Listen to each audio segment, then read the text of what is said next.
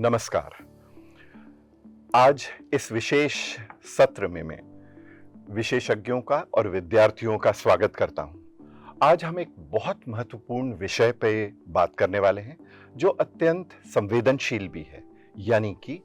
छात्रों में बढ़ती आत्महत्या की प्रवृत्ति और उसके रोकथाम के उपाय। छात्रों, आपको जान के आश्चर्य होगा कि अगर हम भारत के बारे में बात करें तो यहाँ पर जो नेशनल मेंटल हेल्थ सर्वे हुआ है उसके अनुसार 13.7 लोग कभी ना कभी अपने जीवन काल में किसी न किसी मनोविकृति के साथ या मनोवैज्ञानिक समस्या के साथ जूझते जरूर हैं। और ये भी हम जानते हैं कि विश्व की 18% आबादी भारत में रहती है, यानी कि अगर हम अपने 146 करोड़ लोगों के बारे में बात करें तो लगभग 9.5 करोड़ लोग वैसे हैं जिनको जीवन में कभी ना कभी किसी प्रकार की मनोवैज्ञानिक समस्या, बड़ी या छोटी, उससे सामना करना ही पड़ता है।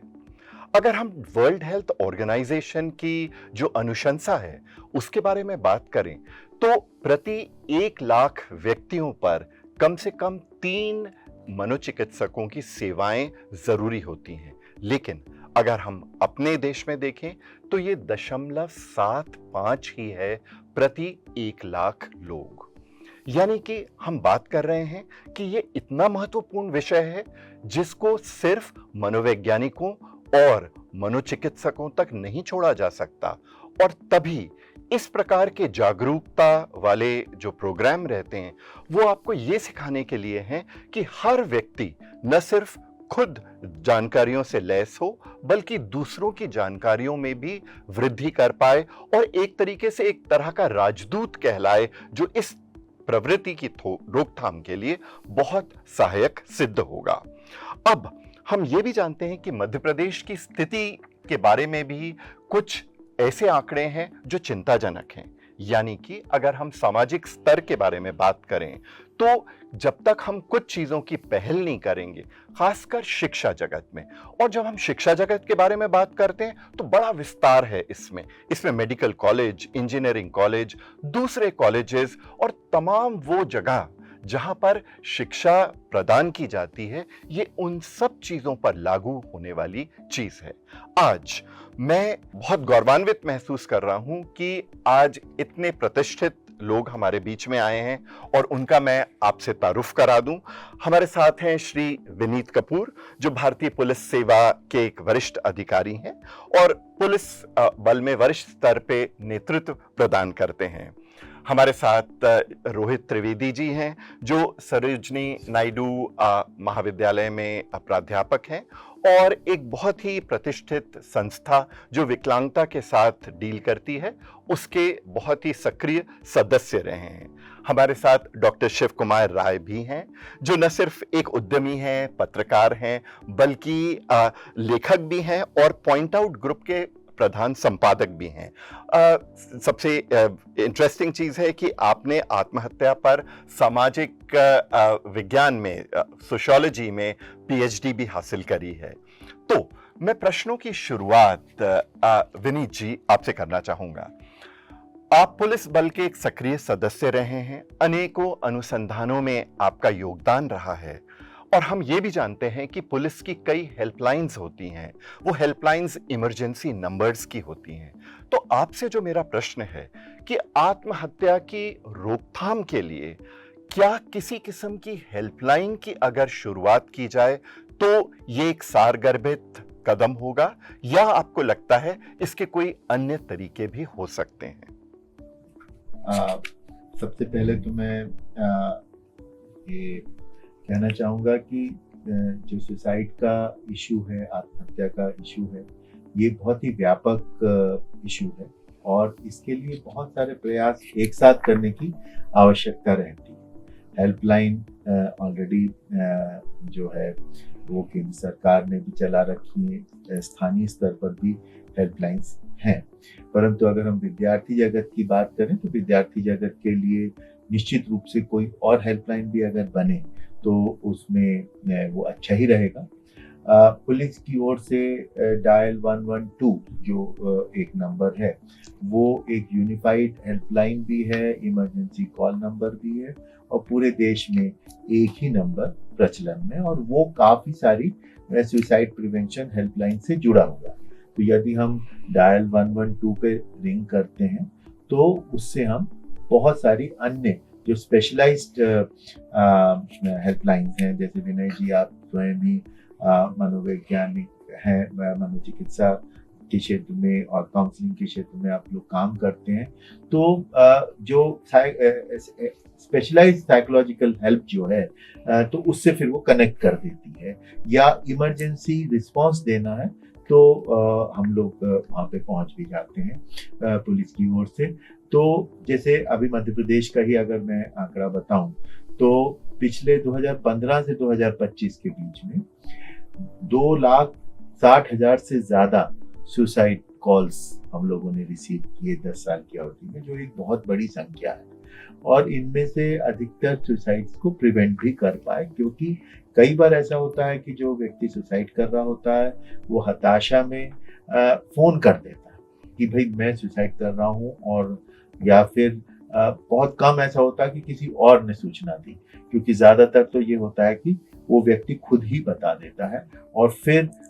वो अटेम्प्ट करता है। हमारा जो रिस्पांस मैकेनिज्म है वो शहरों में काफी अच्छा है डायल 112 का, तो पहले डायल 100 कहलाता था ये, और वो फिर तुरंत अगर पहुंच गया तो बहुत सारे ऐसे वाकये हुए हैं जो लाखों में हैं कि जहां पर जो हमारे कर्मचारी पहुंच गए और उन्होंने, जैसे किसी ने फंदा लगाया हुआ तो उसको नीचे से पकड़ के उसको रेस्क्यू किया, कोई जो नदी में कूदने वाला है तो उसको प्रिवेंट किया, और बहुत बार ऐसा भी होता है कि वो जब तक पहुंचे तब तक सामने वाले की जीवन लीला समाप्त हो चुकी होती है। तो ऐसी परिस्थितियां हेल्पलाइंस के साथ रहती हैं, पर मुझे लगता है बहुत सारी एक मानस हेल्पलाइन बहुत महत्वपूर्ण हेल्पलाइन है जो पूरे गवर्नमेंट ऑफ इंडिया की है, परंतु सबका हब जो है गवर्नमेंट इंडिया ने एक इमरजेंसी कॉल नंबर पूरे देश के लिए अब बनाया है, और वो है डायल 112, और उस आप एक भी नंबर याद रखेंगे तो बाकी सारे चीजें उससे लिंक्ड होती हैं। यहाँ पे कहने का जो मेरा तात्पर्य ये है कि हेल्पलाइंस जरूरी है, साइकोलॉजिकल हेल्प भी जरूरी है, परंतु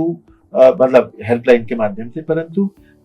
प्री इवेंट जो इश्यूज हैं कि व्यक्ति वहां तक पहुंच ही कैसे रहा है उस पर ध्यान देने की जरूरत है, और बहुत सारे ऐसे सेंटर्स की जरूरत है, खासतौर पे कॉलेजेस में हम क्योंकि छात्रों के साथ बात कर रहे हैं, और एजुकेशनल इंस्टीट्यूशंस में जहां पर कि एक ट्रेन्ड साइकोलॉजिस्ट हर कॉलेज में उपलब्ध हो और वो उसकी अपॉइंटमेंट्स बुक हो सकें, ताकि व्यक्ति जब अवसाद से जूझ रहा हो तो वो कभी न कभी अपनी बात किसी ऐसे व्यक्ति से जो उसे लगता है वो न्यूट्रल है उसे कह सके, क्योंकि प्रॉब्लम यही होती है कि व्यक्ति को भरोसा नहीं हो पाता, क्योंकि सब लोग उसको जो एडवाइस देते हैं वो सब्जेक्टिव हो जाती है। तो एक ये मुझे लगता है बहुत जरूरी है, और स्टेजेस रहती हैं, आप लोग ज़्यादा बड़े शोध भी करते हैं और विशेषज्ञ भी हैं कि किस तरह से आदमी वहां तक पहुंचता है जहां पर वो ये निर्णय ले ले कि अब उसे जीवन लीला समाप्त करनी है। तो उस फेज में जो है उसको किसी न किसी हेल्प की जरूरत पड़ती है, और वो सबसे ज्यादा इम्पोर्टेंट है। जी, तो ये आपने 112 हेल्पलाइन के बारे में जो बात करी, मेरे ख्याल से वो हम सब के लिए बहुत ही ज़्यादा ज़रूरी जानकारी है। यहाँ मैं एक और चीज़ जोड़ते हुए चलूँ कि टेलीमानस का जो ऐप है वो अपने आप में निशुल्क प्रकार की परामर्श और सलाह देने का एक ऐप है जो भारत सरकार द्वारा किया गया है, और देशव्यापी चीज़ है ये। एक और चीज़ मैं इसके साथ जोड़ता चलूँ जो आपने कहा है, और वो ये कि national institute of mental health and neuro sciences Bangalore, जो शायद अपने देश का सबसे ज़्यादा अग्रणी एक इंस्टीट्यूट है जो मानसिक स्वास्थ्य पर काम करता है, उसने जो है वो माइंड नोट्स नाम का एक ऐप भी जारी किया है। यानी कि कुछ ऐसी समस्याएं जो आप कई बार दूसरों के साथ नहीं शेयर कर पाते, या आपको लगता है कि इन चीज़ों के बारे में बातचीत अगर न किया जाए तो ज़्यादा अच्छा रहेगा, वो कुछ इस तरह के ऐप्स का इस्तेमाल भी कर सकते हैं। विनीत जी, एक और प्रश्न कि पुलिस का जो पूरा फैलाव है वो अगर देशव्यापी ना हो तो शायद जिस प्रकार की क्राइम के रेट्स हैं या जिस प्रकार की दिक्कतें समाज में हैं वो कई कई गुना बढ़ जाएंगी। यानी कि आप हर प्रकार की जो समस्याएं हैं, जो कई बार लॉ से रिलेटेड हैं, इस तरह के व्यवहार से रिलेटेड हैं, जो कई चीज़ों में असामान्य माना जाता है, उसी परिप्रेक्ष्य में एक प्रश्न जो मेरा आपसे है वो ये कि कई बार हम नशे से जूझते हुए लोगों के साथ भी इस प्रकार की प्रवृत्ति का होना जोड़ते हैं। आपका क्या अनुभव रहा है पुलिस फोर्स में रहकर कि क्या नशे और नशीले पदार्थों के सेवन की वजह से इस तरह की प्रवृत्ति में इजाफा देखा गया है? जी, बिल्कुल आपने सही इशू पे पॉइंट किया है। निश्चित रूप से कारणों पे अगर जाएंगे अभी तो बहुत सारे कारण या बहुत सारे जो इंस्टिगेटर्स हैं वो होते हैं, पर जो नशा है वो एक बहुत बड़ा कारण इसमें उभर के आ रहा है। और हम देखते हैं कि जैसे जैसे व्यक्ति मतलब नशे का जो दुष्प्रभाव है वो समाज में बहुत बड़ी मात्रा में और बहुत व्यापक रूप से बढ़ता चला जा रहा है। और नशे की जो पराकाष्ठा है वो जो है व्यक्ति को जीवन की वैल्यू है या जो उसका मूल्य है उसको समझने से परे हटाती है, उसको दूर करती है। और ऐसी स्थिति में उसको लाइफ की सैंक्टिटी को बनाए रखने की जो एक वैल्यू है वो उसके मन में घट जाती है। और इसलिए जो नशे की प्रवृत्ति वाले व्यक्ति हैं उनमें जो सुसाइडल टेंडेंसीज हैं वो भी हम लोगों के देखने में आता है, बहुत बढ़ी हुई हैं। और ऐसे स्थानों पर निश्चित रूप से बहुत बड़ी मात्रा में सुसाइड होती है। परंतु इसके साथ साथ ही जो अभी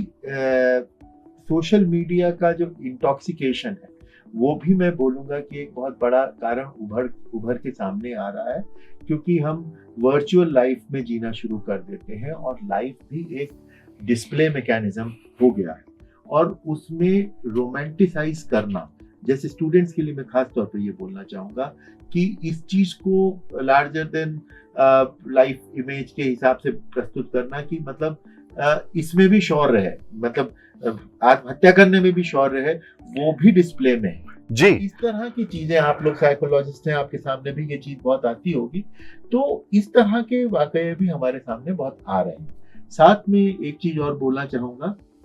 क्योंकि हमारे बहुत सारी यंग गर्ल्स हैं, यंग विमेन हैं जो हमारे स्टूडेंट कम्युनिटी को कॉन्स्टिट्यूट करती हैं, और जो अभी सामाजिक बदलाव की लगातार हमारे देश में पिछले कई दशकों से सामाजिक बदलाव में जो महिलाओं की स्थिति उभर के आ रही है, उसमें जो सोशल डिस्क्रिपेंसी है वो बहुत बढ़ गई है। और उसमें जो पुरानी रूढ़ियां हैं और जो नए राइट्स कॉन्शियसनेस है, इन दोनों के बीच में काफी ज्यादा टकराव होता है और वो हमारी नव युवतियों को बहुत झेलना पड़ता है। और मेरा ऐसा मानना है, जो मेरे अनुभव के आधार पर है, कि बहुत सारी यंग विमेन की जो सुसाइड है वो लैक ऑफ सेल्फ एक्सप्रेशन के कारण है। तो वो भी एक बहुत इम्पॉर्टेंट चीज़ है। जब हम लोग पढ़ाएं, कॉलेजेस में पढ़ाते हैं, तो हमें ये ध्यान रखना चाहिए कि जितनी नवयुवतियाँ हमारे साथ पढ़ रही हैं उनकी इंडिविजुअल आइडेंटिटी डेवलप हो रही है, और सेंस ऑफ जो राइट्स है, जो सेंस ऑफ इंडिविजुअलिटी है, वो कहीं ना कहीं सोशल जो कॉन्टेक्स्ट में जो उनका सबॉर्डिनेशन होता है, जो स्ट्रक्चरल सबॉर्डिनेशन है महिलाओं का जो समाज में होता है, उससे उन्हें जूझना पड़ता है, उनकी इंडिविजुअलिटी को। और ये बहुत बड़ा कारण है कि यंग मैरिड विमेन की सुसाइड या फिर अनमैरिड गर्ल्स की भी सुसाइड इससे बहुत ज़्यादा होती है। और इसके लिए जो सबसे इम्पोर्टेंट कम्युनिटी है जिसको हमें एड्रेस करना है वो है कॉलेज गोइंग गर्ल्स। बिल्कुल आपने ठीक कहा। और यहाँ पर मैं ये बताता चलूं कि जब हम भारतीय युवा वर्ग के बारे में बात करते हैं तो हम 15 से लेकर 29 साल के उम्र के लोगों को उसमें शामिल करते हैं। ये भी सर्वव्यापी है कि जो मेल्स हैं यानी जो पुरुष हैं उनकी आत्महत्या की दरें ज्यादा हैं और उसके कई सामाजिक कारण भी रहते हैं। और धन्यवाद कि आपने महिलाओं पर भी इस पूरे जो अपने डिस्कशन में उनको भी एक शामिल किया और उसकी परिस्थितियों के बारे में बताया। मैं एक बात में और जोड़ना चाहूँगा कि मेल सुसाइड जो है वो डेफिनेटली संख्या में ज़्यादा है, बट जो और उसके बहुत सारे कारण हैं और सबसे बड़ी कारण यही है कि उनको सेंस ऑफ जो एक सेल्फ एक्चुअलाइजेशन है थ्रू मतलब उनका जो सामाजिक या इकोनॉमिक परिस्थिति है उसके कारण है। पर मैं young male as well as women both के लिए जो स्टूडेंट कम्युनिटी को कॉन्स्टिट्यूट करते हैं, मैं ये जरूर कहना चाहूँगा कि हम लोग कम्युनिटी पुलिसिंग में आजकल कम्युनिटी पुलिसिंग का पोर्टफोलियो देखता हूँ और मध्य प्रदेश कम्युनिटी पुलिसिंग का जो प्रोग्राम है वो हमारे स्टूडेंट्स के लिए, अभी मैंने कमिश्नर हायर एजुकेशन से बात की है और हम लोग एक सृजन संवाद नाम का एक प्रोग्राम हमारे स्टूडेंट कम्युनिटी के लिए चलाना चाहते हैं, जिसमें उनको जो उनके इंडिविजुअलिटी है और जो लीगल कॉन्टेक्स्ट है, पब्लिक सिक्योरिटी के जो नॉर्म्स हैं, ह्यूमन राइट्स के जो नॉर्म्स हैं, उससे उन्हें वाकिफ करा करके उनके एक सशक्त पर्सनालिटी के डेवलपमेंट के लिए जो राइट कॉन्शियस हो और लीगली अवेयर हो, उसके लिए हम लोग काम कर रहे हैं। और हम लोग बहुत जल्दी इस योजना को पूरे मध्य प्रदेश के सभी कॉलेजेस में लागू करना जा रहे हैं और उसमें सुसाइड प्रिवेंशन से जुड़े हुए इश्यूज जो हमारे साइकोलॉजिस्ट जो हमें गाइड करेंगे उसके माध्यम से हम और उसका भी समावेश इसमें करेंगे।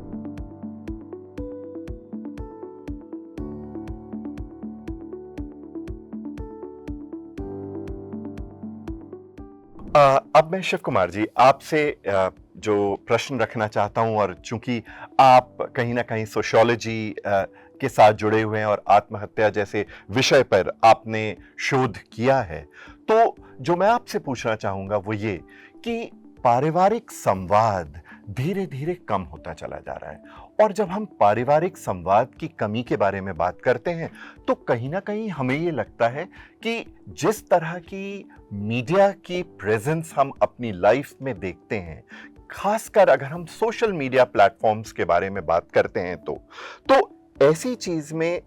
सोशल मीडिया किस प्रकार से लोगों को प्रभावित कर रहा है, खासकर विद्यार्थी वर्ग को, और अगर इससे या इसकी जकड़न से अपने आप को निजात दिलाना है तो आप एक समाजशास्त्र के विद्यार्थी होने के नाते क्या सुझाव देंगे हमारे विद्यार्थियों को? देखिए, सबसे पहले तो जो आपने बात की परिवार की, मुझे लगता है अभी जैसा विनीत जी बता रहे थे कि हम इसमें अलग अलग जो हेल्पलाइन है और बाकी और ऐप के माध्यम से भी आपने बताया, ये सारी पहल ज़रूरी हैं। लेकिन मुझे जो लगता है कि सबसे पहले हमें जो अपनी जो परिवार की जो हमारी एक इकाई है उसे बहुत उस पर ध्यान देने की ज़रूरत है। और बच्चा जब घर में जन्म लेता है, हम लोग जैसे समाजशास्त्र में पढ़ते थे कि जो उसका सोशलाइजेशन होता है, जो समाजीकरण होता है, वो उसकी शुरुआत पहले परिवार में रह के होती है। और मैंने जो आत्महत्या पर शोध कार्य किया, मेरा अध्ययन भोपाल पर ही था और ये एक पहला समाजशास्त्रीय अध्ययन था। आमतौर पे इसे माना जाता है कि आत्महत्या एक साइकोलॉजिकल और बायोलॉजिकल फिनोमेना है, लेकिन but the forces which compel people to commit suicide, व्यक्ति सुसाइड कर क्यों रहा है, उसकी वजह कहीं ना कहीं उसके सामाजिक कारण है उसके पीछे। तो मेरी अपनी शोध कार्य में एक जो हम जब कभी कोई शोध कार्य करते हैं उसकी एक हाइपोथेसिस बनाते हैं, तो उसमें ये था कि जो आपने परिवार का प्रश्न पूछा कि न्यूक्लियर फैमिली कमिट्स मोर सुसाइड देन जॉइंट फैमिली, कि जो एकाकी परिवार हैं उनमें आत्महत्या की दर संयुक्त परिवारों की तुलना में अधिक थी। तो उसमें, और ये जो हाइपोथेसिस थी, ये मेरे शोध कार्य में ये सिद्ध भी हुई, ये पूरा भी हुआ। इसके समय हमने जब लोगों से बात की तो ये चीज़ पता भी चली। और कहीं ना कहीं अगर हम जॉइंट फैमिली की बात करते हैं, जैसे हमारे पुराने पहले के समय में जो बच्चे की जो परवरिश होती थी, उसमें उसके परिवार के जो लोग होते थे, दादा दादी हैं, नाना नानी हैं, या उसके चाचा हैं, चाची हैं, परिवार के सभी सदस्यों का ही योगदान होता था। न्यूक्लियर फैमिली में हम देखते हैं कई बार अगर पेरेंट्स वर्किंग हैं, वो बच्चे को कुछ भूल के चले गए, बच्चा उदास बैठा है, उसके पास अपनी बात कहने के लिए कोई नहीं है। लेकिन अगर संयुक्त परिवार की बात करें तो अगर बच्चे को उसके पिता ने डांटा तो बच्चे को एक के सपोर्ट में उसके दादाजी आ जाएंगे और वो उस अपने बेटे को बोलेंगे कि आप इसको, मेरे पोते को आप नहीं डांट लगाएंगे, तो बच्चे को कहीं ना कहीं से हौसला मिलता है। मतलब कहीं हम ये कह सकते हैं कि joint family provides a bulwark against the feeling of isolation. जी। तो ये एक चीज़ है। तो मुझे लगता है कि सबसे पहले जो सबसे ज़्यादा, छात्रों से ज़्यादा इसमें परिवार की बड़ी भूमिका है, जो पेरेंटिंग है उसकी बड़ी भूमिका है। आपने जो सोशल मीडिया की बात की, तो हम सोशल मीडिया बुरा नहीं है, लेकिन हम उसका कैसे इस्तेमाल कर रहे हैं इसके बारे में हमें ध्यान देना होगा। कहीं ऐसा तो नहीं कि सोशल मीडिया की वजह से हम सोशल नहीं, हम अनसोशल होते जा रहे हैं। हमने लोगों से मिलना छोड़ दिया है। हम घर पे ही लोगों के परिवार में व्हाट्सएप ग्रुप बन गए हैं, व्हाट्सएप ग्रुप पे ही बात होती है, लोग व्हाट्सएप ग्रुप से ही एक दूसरे को शुभकामनाएं और बधाई संदेश देते हैं। पहले ऐसा होता था कि अगर किसी बच्चे का रिजल्ट आया है या कोई पड़ोस में कोई बच्चा पास हुआ हो, हम उसके घर चले जाते थे, हम उसको बधाई देते थे, उसे मिठाइयाँ खिलाते थे। अभी क्या है, हमने ग्रुप पे उसको कॉन्ग्रेचुलेशंस का मैसेज डाल दिया, हमारी बात पूरी हो गई। तो मुझे लगता है कि नाम इसका सोशल मीडिया है, लेकिन कहीं ना कहीं हम लोग अनसोशल होते जा रहे हैं। जी, आपने बिल्कुल ठीक कहा और यहीं पर मैं रोहित जी को जोड़ना चाहूंगा, जो शिक्षा जगत से अनेकों दशकों से जुड़े हुए हैं और साथ साथ कहीं ना कहीं विकलांगता के क्षेत्र में भी आपने बड़ा अग्रणी कार्य किया है। तो रोहित, जो मैं आपसे पूछना चाहूंगा वो ये कि जब हम शिक्षा जगत में, खासकर हम कॉलेज जैसी जगहों पर ऐसे वाले बच्चों को देखते हैं जिनके अंदर शायद ये प्रवृत्ति का निर्माण हो रहा हो, तो वो कौन से संकेत हैं जिसके प्रति एक शिक्षक को जागरूक होना चाहिए? और वो जागरूकता अगर आ जाए तो शायद हम बच्चे के लिए कुछ कर पाएं, शायद उसको सही मार्गदर्शन दे पाएं और इस तरह की प्रवृत्ति का रोकथाम हम कर पाएं। तो चूंकि आप कई सेंसिटाइजेशन प्रोग्राम्स के हिस्से रह चुके हैं, तो उन चीजों को जोड़ते हुए आप वो कौन से संकेतों के बारे में बात करना चाहेंगे जिसके बारे में शिक्षा जगत से जुड़े हुए लोगों को पता होना चाहिए? मुझे लगता है कि बहुत सारे ऐसे इंडिकेटर्स हैं जो कि हमको एक सेंस ऑफ बॉन्डिंग देते हैं कि हमको कुछ बच्चे के लिए करना चाहिए। ख़ास तौर पे यंगस्टर्स के साथ में क्या होता है, कई बार बच्चों में कॉन्फिडेंस की कमी होती है जी। वो अपनी बात को शेयर नहीं कर पाते, या एकदम से आप बच्चा अच्छा पढ़ रहा है और एकदम से उसके परफॉर्मेंस में थोड़ी सी कमी आ गई, या अब बच्चा अनमना सा रहने लगा, या कई बार बच्चों के बारे में उनके फ्रेंड्स से काफ़ी पता पड़ता है कि वो फ्रेंड्स के साथ में कुछ शेयरिंग होती है और फिर बच्चों के फ्रेंड्स आके बता के जाते हैं कि इस बच्चे के साथ में कुछ ना कुछ दिक्कत है। तो वो हमको बहुत बड़ा क्लू देता है विनय जी कि हम कुछ इस बच्चे के लिए करें। और सबसे बड़ा प्रॉब्लम ये होता है कि बच्चा ढूंढता है कि हम किसके साथ अपनी बात को शेयर कर पाएँ। बच्चा घर में अपने पेरेंट्स से डरता है या बच्चा अपनी बात को शेयर नहीं कर पाता, और अगर उसको ये कॉन्फिडेंस डेवलप हो जाए उसके मन में कि हम अपने टीचर्स से अपनी बात कह सकते हैं, तो कई बार बच्चे आके अपनी बात बता जाते हैं, बिना हिचक के बता जाते हैं। और उनको अगर ये मन में डर ना रहे कि हमारी बात आगे हमारे पेरेंट्स तक जाएगी, या हम उनको उस समय पे हम दूसरी बात ये कि टीचर्स उस टाइम पे जजमेंटल ना हो। बहुत बड़ा होता है कि नहीं बेटा तुमको ये बात सही है, हमको जो हम पता है कि हमने जो अपनी किताबों में पढ़ा है या जो हमने अपने एक्सपीरियंसेस, हम बच्चे पे अपने एक्सपीरियंसेस ना थोपें और बच्चे की बात को पूरा सुन के और उसको ऑब्जेक्टिवली अगर हम उसकी बात का जवाब दें या उसको हम सपोर्ट करें और समय समय पर उसके लिए उपलब्ध रहें, तो बच्चा काफ़ी कॉन्फिडेंट फील करता है, और हम लोगों के अनुभव हैं कि बहुत फ़र्क पड़ता है इससे बच्चों के। बिल्कुल, मुझे ऐसा लगता है कि ये आपके इतने लंबे अनुभव का निचोड़ है कि जिस तरह के विद्यार्थी आपके कॉलेज में आपसे पढ़कर आगे निकले हैं, वो शायद इस प्रकार की कुछ जो उनके व्यवहार रहते हैं उसका आपने बड़ा गहन अध्ययन किया है, और तभी आप ये चीजें कह रहे और हैं। कई बार क्या होता है कि बच्चों में एंजाइटी और डिप्रेशन और मेंटल हेल्थ इश्यूज के कारण, और दूसरे कई बार बच्चा है अनमना सा रहेगा, खाना नहीं खाएगा, कमज़ोरी आएगी, कई बार कॉलेज में चक्कर आ जाते हैं, शिवरिंग होना शुरू हो जाती है। तो वो एक एकदम अलार्मिंग सिम्टम होता है, जहाँ बच्चे को हम शेयरिंग कराने की उससे कोशिश कर सकते हैं एज टीचर्स। बिल्कुल, और मुझे ऐसा लगता है कि जब हम पेरेंट्स टीचर्स मीट के बारे में बात करते हैं स्कूलों में, तो कहीं ना कहीं ये विलुप्त हो जाती है कॉलेज में पहुंचते पहुंचते। क्या कॉलेज के विद्यार्थियों के पेरेंट्स को या अभिभावकों को शिक्षकों से सही प्रकार की जानकारी लेने की जरूरत नहीं रहती है? और शिक्षा जगत से जुड़े होने के नाते मुझे भी ये लगता है कि पेरेंट्स टू कॉलेज डे भी होना चाहिए, ठीक वैसे ही जैसे पेरेंट्स टू स्कूल डे होना चाहिए।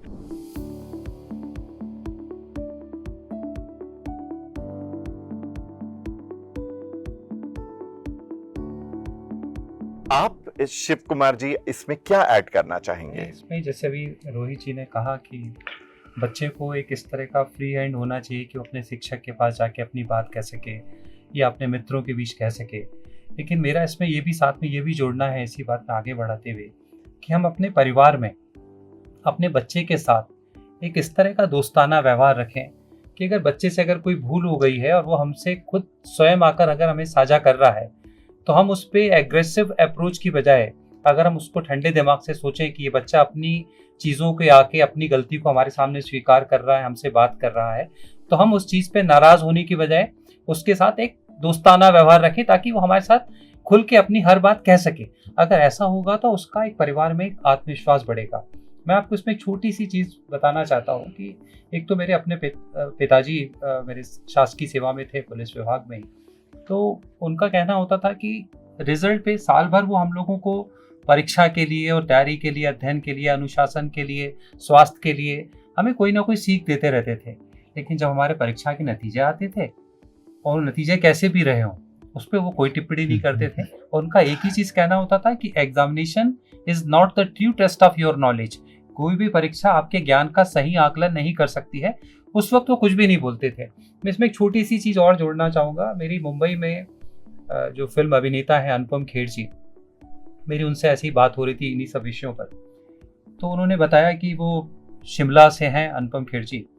तो वो 10वीं क्लास में पढ़ते थे और वो 10वीं क्लास में वो अनुत्तीर्ण हो गए, फेल हो गए।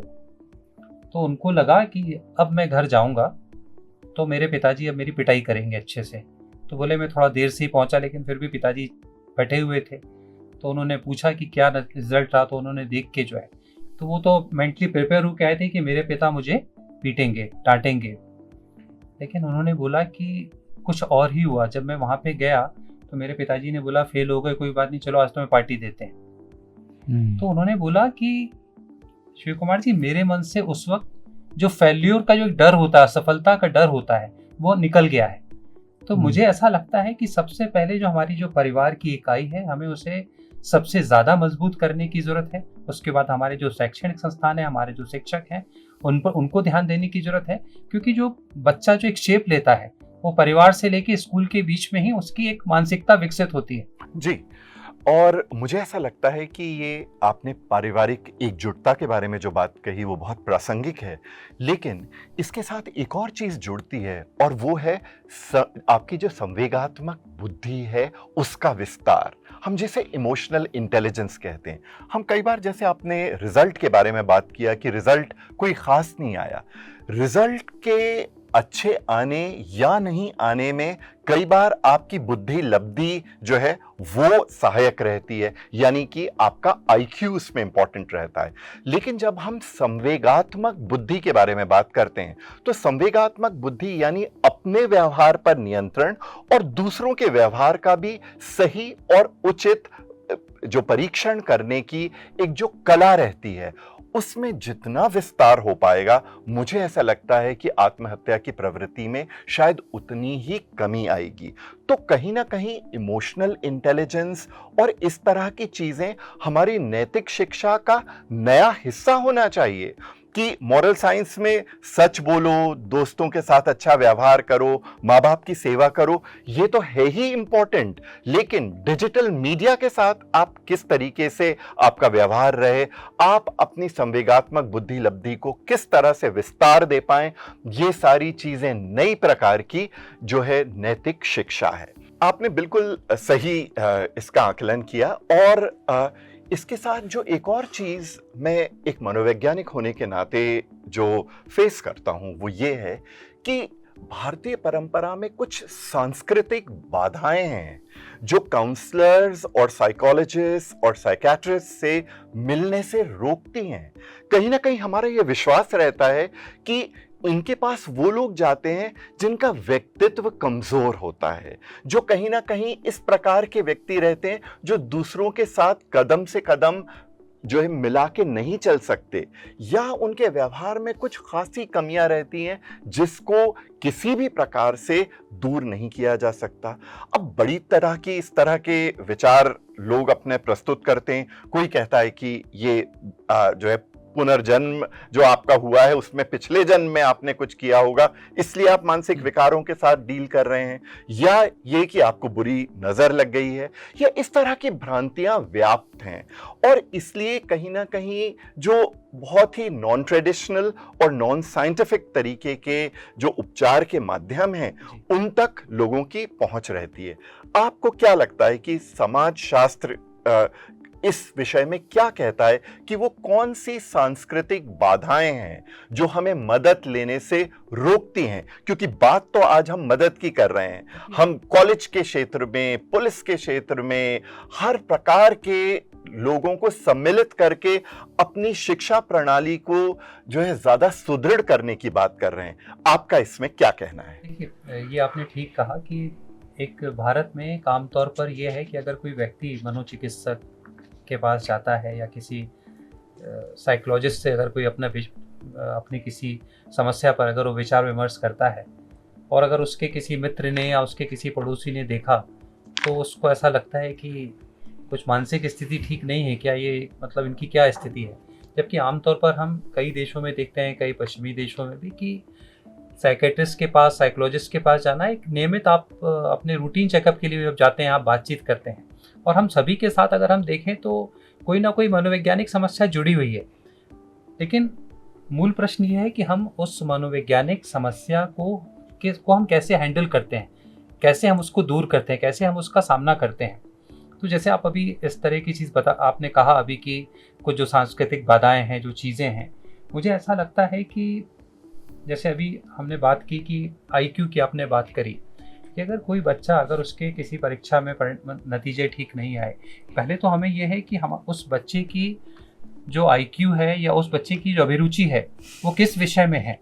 कई बार हम ये देखते हैं जो एक ट्रेडिशनल वे ऑफ जो पेरेंटिंग है कि वो बच्चे को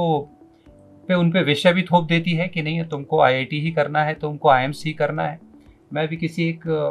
बच्चा कोई 12वीं कक्षा में है तो वो मुझे कुछ थोड़ा सा तनाव में दिख रहा था, मैंने उसको थोड़ा मोटिवेट किया और मैंने कहा कि देखो IIT और IIMS बड़ा नहीं है, तुम बड़े हो, तुम्हारी चीज़ मैटर करती है। थोड़ी देर बाद मैंने देखा कि उसके पेरेंट्स ने बोला कि तुम अंदर जाके बैठो, क्योंकि उनको लगा कि आप उनको IIT में जाने से रोक रहे हो। तो IIT और IIMS से बड़ा हमारा अपना जीवन है जी। हमारा अपना जीवन है, तो हम उसमें बहुत सारी चीज़ें उसमें अलग अलग रंग भर सकते हैं। रोहित जी, अगला प्रश्न आपसे है और आपके इतने जो है विस्तार वाले जो टीचिंग कैरियर है उससे रिलेटेड। एक कॉन्सेप्ट होता है गेट कीपर्स का। गेट कीपर्स का मतलब एक तरह का दरबान, नाम उसका अंग्रेजी में है, पर एक वो दरबान रहता है जो कहीं भी इस तरह की अगर चीज देखता है कि कोई बच्चे के व्यवहार में किसी प्रकार के ऐसे लक्षण दिख रहे हैं, उसकी मुखाकृति में परिवर्तन हो रहा है, कहीं ना कहीं उसकी सहजता में कमी आ रही है, तो ऐसे में उस बच्चे के लिए कुछ ना कुछ जितने जल्दी हम कर सकें वो करने की एक पहल गेटकीपर्स करते हैं। अगर हम कॉलेजों के बारे में बात करें या हम विश्वविद्यालयों के बारे में बात करें, तो आपको क्या लगता है कि क्या ये इस प्रकार की शिक्षा या इस प्रकार का प्रशिक्षण अगर शिक्षकों को दिया जाए तो कहीं ना कहीं वो उसका जो असर है वो बच्चों के मानसिक स्वास्थ्य पर नजर आएगा? जी, आप बहुत वजह फरमा रहे हैं, क्योंकि कॉलेज में जब हम लोग आते हैं जॉब्स में, जी। तो हम लोग एकेडमिकली तो अपने विषय में बड़े परफेक्ट होते हैं, पर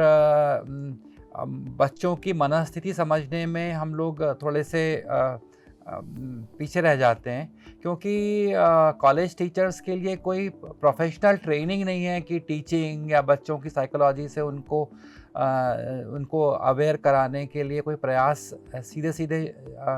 डायरेक्ट नहीं होते हैं। तो इसलिए थोड़ा सा प्रशिक्षण बहुत इम्पॉर्टेंट है टीचर्स के लिए, कॉलेज एडमिनिस्ट्रेटर्स के लिए और सभी के लिए। पर इससे पहले जो मैं आपके पहले वाले प्रश्न में भी आना चाहूँगा कि मदद, हमारे यहाँ मदद का कॉन्सेप्ट बड़ा अजीब सा है। क्या होता है कि हमको शुरू में ये लगता है कि सिखाया जाता है और एक मन में एक वो भी होता है कि हमको इंडिपेंडेंट रहना है, किसी से मदद नहीं मांगना अपने करियर, अपने लाइफ में। तो मदद ना मांगना कोई अच्छी बात नहीं है। मदद मांग के अपने आप को अपनी प्रॉब्लम्स को सॉल्व करवाना ज़्यादा अच्छा है। तो हमको हर समय पे, क्योंकि मुझे दिखता नहीं है, तो ऐसा ये शुरू से ये दिमाग में डाला गया कि इंडिपेंडेंट रहना चाहिए, अपनी मदद नहीं मांगो, कि खुद अपना काम सब कर लो। तो अच्छी बात है, इंडिपेंडेंस डेवलप करना सेल्फ कॉन्फिडेंस जनरेट करने में हेल्प करता है, मगर जहाँ ज़रूरत है वहाँ मदद ना मांगना बड़ा दुर्भाग्यपूर्ण हो सकता है। तो हमको ये चैनल्स ढूंढने पड़ेंगे बच्चों को ख़ास तौर पे, कि अगर हमको ज़रूरत हो तो हमको मदद मांगने में कोई शर्म नहीं होनी चाहिए, और मदद देने वालों को भी लगता है कि अगर ऐसा ना हो कि हम इसकी मदद करें तो इसको ख़राब लग जाए। तो दोनों तरफ से इम्पॉर्टेंट है दोनों। बिल्कुल, आपने एक बहुत ही प्रासंगिक बात उठाई यहाँ पर, और यहाँ पर मैं ये जोड़ता हुआ चलूं कि जब आप मदद मांगते हैं तो ये आप मान के चलिए कि उसके साथ ही आप दूसरे व्यक्ति को भी मौका देते हैं कि जब उसे जरूरत पड़े तो वो भी आपकी मदद कर सकता है या मांग सकता है। जी, मदद मांगना कोई कमजोरी नहीं है। बिल्कुल नहीं, बिल्कुल नहीं। और यही चीज मैं आप विद्यार्थियों को भी बोलना चाहूंगा कि मदद मांगने से आप छोटे नहीं हो जाएंगे, हीनता नहीं आ जाएगी, बल्कि आपके सशक्तिकरण में दूसरे लोगों का योगदान रहेगा, जिससे आप जिस स्तर तक पहुंच सकते हैं उस तक पहुंचने में आपको मदद मिलेगी। एक और चीज जो मैं शिव कुमार जी आपसे पूछना चाहूंगा वो ये कि जब विद्यार्थी जीवन के बारे में हम बात करें, जो हम विद्यार्थियों से रूबरू हो रहे हैं इस माध्यम से, तो हम देखते हैं कि कई बार ये जो ट्रांजिशन फेज रहता है, ये जो परिवर्तन रहता है कि हम कॉलेज में शिक्षा प्राप्त करने के बाद नौकरी पेशा जीवन के लिए किस तरीके से तैयार हों, क्योंकि वो तो जीवन में एक बहुत बड़ा बदलाव है। तो आपको क्या लगता है कि किस प्रकार से विद्यार्थियों को इस तरह के ट्रांजिशन के लिए, इस तरह के बदलाव के लिए हम कॉलेजों में तैयार कर सकते हैं? देखिए, सबसे पहले तो जो शैक्षणिक संस्थान है, चाहे वो स्कूल हो या महाविद्यालय हो, अभी जैसा रोहित जी ने कहा कि जो शिक्षक हैं वो विद्यार्थियों कि अगर उनके कोई बॉडी लैंग्वेज चेंज हो रही है, अगर उनमें कुछ निराशा के भाव अगर पैदा हो रहे हैं, तो वो उसको ऑब्जर्व कर सकें, उसको समझ सकें। आपने गेटकीपर वाली बात कही, तो मुझे एक चीज़ ये भी लगती है कि कई जैसे शैक्षणिक संस्थानों में इस तरह के भी, हालांकि बहुत ज़्यादा नहीं, लेकिन कुछ वाक़ये ऐसे भी आते हैं कि जहाँ शिक्षक की वजह से ही बच्चे में डिप्रेशन क्रिएट हो रहा है। तो एक जो मुझे लगता है कि जैसे सेना में जब भर्ती होती है तो उनका एक मनोवैज्ञानिक परीक्षण होता है। तो मुझे ऐसा लगता है कि जिन शिक्षकों के हाथ में हमारे राष्ट्र के जो भविष्य है उनकी कमान है, तो वो जिम्मेदारी देने के पहले, हमारी राष्ट्र के भविष्य को आपके हाथों में सौंपने के पहले, हमें इस तरह की अपनी जो शिक्षक की जो नियुक्ति प्रक्रिया होती है उसमें एक ये चीज़ डालना चाहिए कि उनका पहले एक मनोवैज्ञानिक परीक्षण होगा कि आप समर्थ हैं कि नहीं, कि आप हमारे विद्यार्थियों को उनकी समस्याओं को समझ के और उनको आप हैंडल कर सकते हैं कि नहीं। जी, मुझे ऐसा लगता है आपने बहुत ही सही बात कही है कि प्रशिक्षण बाद में ना दिया जाए। प्रशिक्षण जब आप शिक्षा जगत में पहला पहला अपना जब कदम रख रहे हैं तभी आपको प्रशिक्षित कर कर भेजा जाए। हमारे विशेषज्ञ हमें लगातार नई नई जानकारियां देते चले जा रहे हैं और न सिर्फ इससे हमारा ज्ञानवर्धन हो रहा है बल्कि मुझे ऐसा लगता है कि सामाजिक सुधार भी होगा। आप सबका धन्यवाद देते हुए विनीत जी, एक आखिरी प्रश्न आपके साथ जो जिसका उत्तर मैं चाहता हूं वो ये कि आपने कुछ देर पहले कम्युनिटी पुलिसिंग के बारे में बात किया और मुझे ये अंदाजा है कि परिवार परामर्श केंद्र हों या दूसरे किस्म की कम्युनिटी सर्विसेज हों, उसमें पुलिस ने हमेशा एक बड़ी अहम भूमिका निभाई है। क्या इस क्षेत्र में, खास करके अगर हम यूनिवर्सिटीज कॉलेजेस के बारे में बात करें, तो कोई बड़ी सिस्टम क्रिएट किया जा सकता है, कोई सपोर्ट सिस्टम, कोई पीयर ग्रुप किस्म का जो एक माहौल क्रिएट किया जाए जो एक दूसरे को बल दे पाए, एक दूसरे को ये शक्ति दे पाए कि कहीं ना कहीं आप अकेले नहीं हैं, हम भी आपके साथ हैं। हम उस समस्या के साथ ना जूझ रहे हों, हम उन दिक्कतों के साथ परेशान ना हो रहे हों, लेकिन कहीं ना कहीं एकजुट होकर हम इस समस्या का समाधान कर सकते हैं। इसके बारे में मैं आपके विचार जानना चाहूंगा। जी, इसके बारे में अभी हम लोगों ने एक नई योजना बनाई है जिसे हम सृजन संवाद कहते हैं। हमने पर्टिकुलरली इसको पॉजिटिव टर्मिनोलॉजी दी है कि जो है प्रिवेंशन या प्रोहिबिशन या इससे रिलेटेड ना करके निर्माण से जुड़ी हुई बताई जो शब्दावली यूज करते हुए सृजन और संवाद साथ में रखा है। संवाद का अर्थ यही है कि हमारा कम्युनिकेशन चैनल्स खुले रहें और सृजन मतलब जब हम निर्माणाधीन हैं, हम निर्मित हो रहे हैं, हमारे सारे जितने छात्र हैं वो अपना जीवन का निर्माण कर रहे हैं, तो उसमें हम एक वर्कशॉप हर कॉलेज में करने वाले हैं और उसके बाद एक सृजन क्लब बनेगा। दृष्टि में आपने इस बात को कहा है, उसी दृष्टिकोण से मैं बोल रहा हूँ। ये जो क्लब है after the event, after that workshop, ये जो है हर महीने एक बार मिलेगा और उसमें कुछ सदस्य होंगे, कुछ एक्सपर्ट्स भी होंगे जो लोकली अवेलेबल होंगे और पुलिस स्टेशन भी उससे जुड़ा रहेगा जो लोकली अवेलेबल होगा और कॉलेज के कुछ प्रोफेसर्स होंगे और जो भी प्रोएक्टिव स्टूडेंट्स हैं जो चाहते हैं कि इसमें काम करें वो उसमें रहेंगे। परंतु हम हर महीने एक बैठक इस बारे में करेंगे और कुछ हेल्पलाइन नंबर्स देंगे। अगर किसी को कुछ स्पेशलाइज्ड हेल्प चाहिए तो हमारे कुछ लोग इसमें अवेलेबल रहेंगे। तो this will be a community of support persons who are available apart from police, all other specialities and the college people. जी, ये तो बहुत ही प्रासंगिक कदम है कि जो आपने सृजन के बारे में कहा कि किस तरह से पुलिस और विद्यार्थी गण जो हैं उनका आपस में समावेश हो और वो पुलिस की तरफ डर से ना देखें बल्कि मदद के तौर पर जो है वो उनका नजरिया बदले। इस जानकारी के लिए आपका बहुत बहुत धन्यवाद।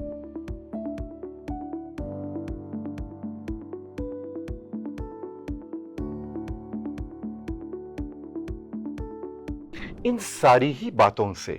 कुछ चीजें बहुत स्पष्ट होती हैं और मैं बड़ा आभारी हूं आप सबका कि आप सब यहां पर आए और अपने क्षेत्र के विशिष्ट अनुभवों को हमारे इन विद्यार्थियों के साथ आपने साझा किया। तो अंत में जो लगता है वो ये कि कई बार शैक्षणिक जो जिम्मेदारियां रहती हैं उससे जो तनाव निकलते हैं, कई बार एकाकीपन रहता है, कई बार पारिवारिक विवाद रहते हैं और कई बार असफलता का जो भय रहता है वो लोगों को इस तरफ ढकेलता है। ये भी हमें नहीं भूलना चाहिए कि कई बार इसके कुछ जैविक कारण भी रहते हैं कि अगर हम डिप्रेशन के बारे में बात करें तो वो कुछ आपके जीन्स और क्रोमोसोम्स की वजह से भी होते हैं। लेकिन हर चीज जो हमारे जीन्स और क्रोमोसोम्स में रहती है वो जरूरी तो नहीं है कि वो कार्यान्वित हो जाए और उन्हीं चीजों की रोकथाम और जिस प्रकार से छात्रों के अंदर विस्तार और वृद्धि हो पाए शिक्षा जगत में, उस चीजों की जानकारी के बारे में जो आज हम सबको आप सब विशेषज्ञों ने अवगत कराया, उसके लिए हम आपके बहुत बहुत धन्यवाद देते हैं। विनीत जी, आपका पुलिस फोर्स का क्या योगदान हो सकता है उसके लिए, रोहित जी आपका शिक्षा जगत से जो योगदान है उसके लिए, और शिव कुमार जी आपका पत्रकारिता और कहीं ना कहीं आपका जो शोध कार्य है उससे हम क्या सीख सकते हैं, आज ये सारी जानकारियां हमें प्राप्त हुई। और मैं अंत में सिर्फ एक बात और अपने विद्यार्थियों को कहना चाहूँगा, आत्महत्या विषय पर बात हुई थी कि I am not the creator of my own life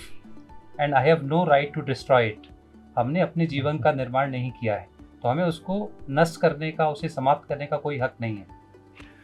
जी, तो इन सारी प्रासंगिक बातचीत का मुझे विश्वास है कि आप अपने जीवन में इसको अमल करेंगे और कहीं ना कहीं शिक्षा जगत से आपकी उन्नति और विस्तार में वृद्धि होगी। इन शुभकामनाओं के साथ आज मैं इस वार्तालाप को विराम देता हूं। धन्यवाद। नमस्कार। धन्यवाद, नमस्कार।